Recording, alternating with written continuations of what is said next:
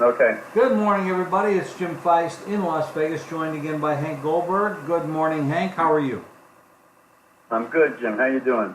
Not too bad. I enjoyed the football last night. The overs were 9-3 in football and 8-0-1 in baseball last night. I didn't do much with the totals, but I did notice there was some scoring. And I think a lot of that has to do with the fact that there are a lot of pretty good rookie quarterbacks around. For example, the Buffalo rookie quarterback looked okay. Certainly, Cleveland's quarterbacks looked very good.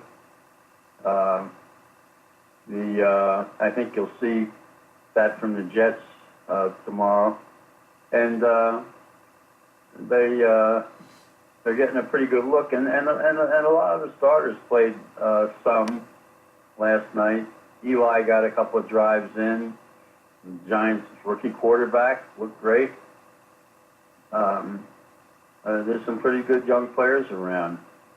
But Houston played their rookie or their veteran starter for a series or two. So you saw some offense. But I think there's some things you could learn. For example, Baltimore is going to probably go through their preseason the way they did last year.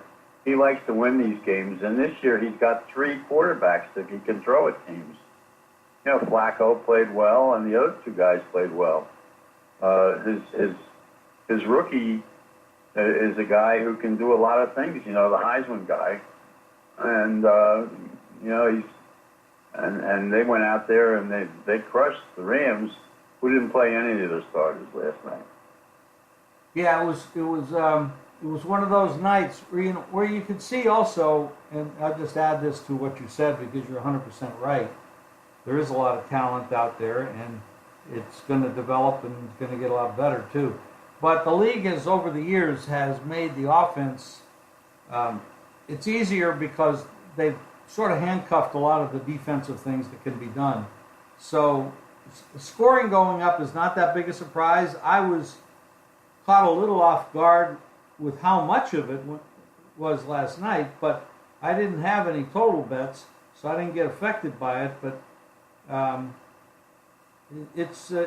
think that when you start taking away defensive moves and penalizing players for defensive hits, you're going to start seeing some more offensive players doing more things, and I think you're starting to see that.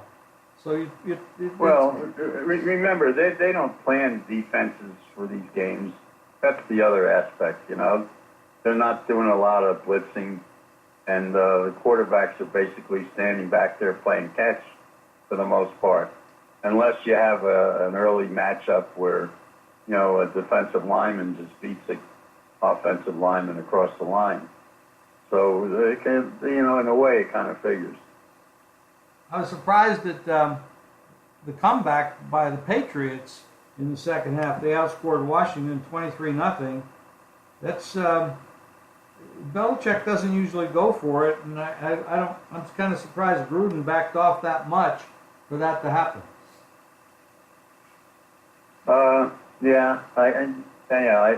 Well, so you can say the same thing for San Francisco. They came back against Dallas, to win that game, although the 4 points was too much. But Dallas actually came out and played well early against San Francisco.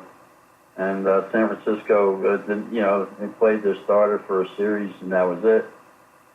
But, some of these results, it's all meaningless at this stage of the game. So, you can look at certain trends. For example, Seattle, who normally wins their preseason games, lost to Indianapolis. Indianapolis got off to a good start. Luck played for quite a while. He took hits in his shoulder and bounced back up, and he looked pretty good. That's significant. That's something to take away from that game. If he bounces back off those hits in the next day or two, that's a great sign for them. That's probably his first hits in 2 years. Yes, and he was fine, and he played well. I think the significant thing that came out of the Washington game was their rookie got hurt. Well, he actually got hurt in practice, and if they lost him, that's a big blow for them, the running back. Yeah, it is. Yeah, he's a highly touted talent. There's a lot of big losses. There's there's been also some offensive linemen going down, defensive players that'll miss this whole season. The preseason is about getting people in shape and evaluations, but by the process of getting in shape, sometimes they get hurt, and that's what's happening. Well, I did talk to Joey Bosa's dad, and he's fine. He got back through the MRI fine, and he just has a bruise. That's great information. That's a defense that could be very difficult this year for teams to play against. They have some studs. Well, his dad told me their linebackers aren't that strong, just for your information. Well, his dad would know. He was a good player. Yes, you're right. He was. Anything going on in horse racing this weekend, Hank? The Arlington Million is tomorrow. I'll have something on that for our people. And outside of that, I signed on for that show. They came up with what I was looking for, and that'll be the week of August 20th. And there's going to be 4 handicappers on there. I met Kelly, who became a handicapper after she won $83,000 in a contest. I guess that would get you someplace in this business. Kelly Stewart. Yeah, she knows her stuff. She's going to be on the show. Well, that adds a lot. That adds a lot. She's actually very knowledgeable, and she does a good job. I've seen her many times on podcasts and stuff. She's very talented. Yeah, I met her at the luncheon, and I think she's going to be a good talent because she has a great personality to go with her knowledge. Anyway, so I'm looking forward to that.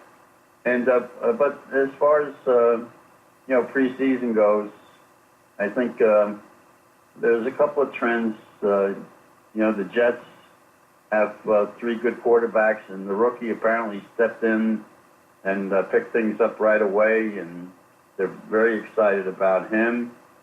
And so they can throw 3 decent quarterbacks out there, and so that'll be interesting to see what happens when they play. And you got Minnesota. Remember, I told you about their preseason record. They're 14-3 under Coach Zimmer. So, by the way, the Raiders are not going to play any of their regulars tonight. So, against Detroit. Wow. What's Detroit? Do you have any knowledge about what Detroit's doing? Well, Detroit, will probably play some of their guys, but not too much. They've been scrimmaging against the Raiders, and so they've seen a lot for the last 3 days. And but Jim Bob will probably have some stuff ready for some of those players. They want to look at their running backs.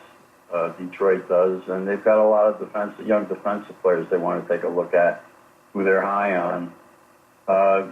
The Raiders are in a serious fight with their top defensive player, and they're nowhere right now. On the other hand, the Rams have made progress with their top defensive guy, and I think they're pretty close to a deal. That's what I'm hearing there.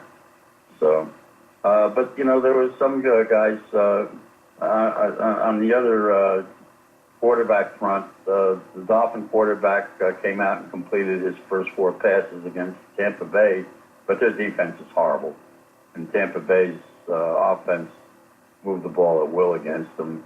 I think my information from the guy who watched Dolphins practice, they told me, I was told they could be anywhere from 6-10 to 8-8. They may be closer to 6-10.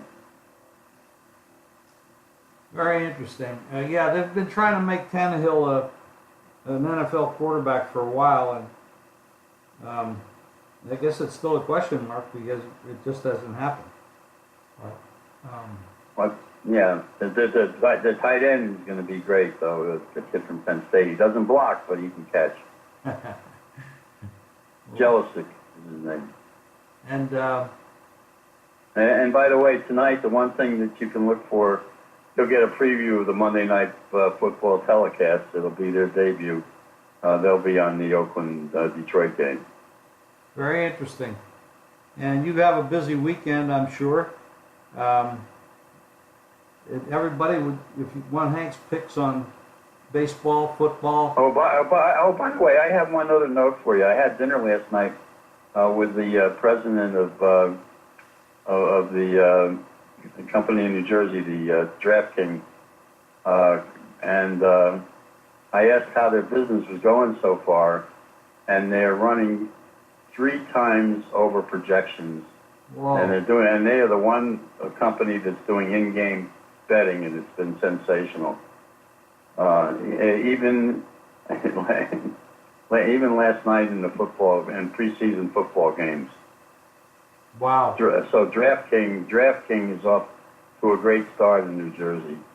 They were projecting, I think, 250,000 a game early, or a week, or I guess per game early. They're doing $1 million, something like that. And they really have taken off. Well, I'm glad to hear that. And, you know, it boosts. Well, they're doing phone betting, and that's the difference between them and everybody else so far. Well, the phone betting and app betting is going to have to be.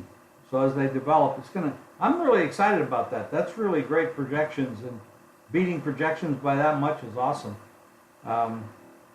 It's about time. I'm happy it's going on, and it's good for us.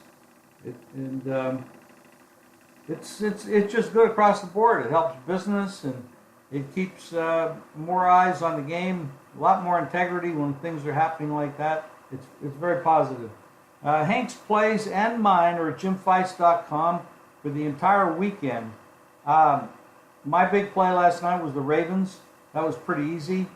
I have some plays today. Hank has plays today.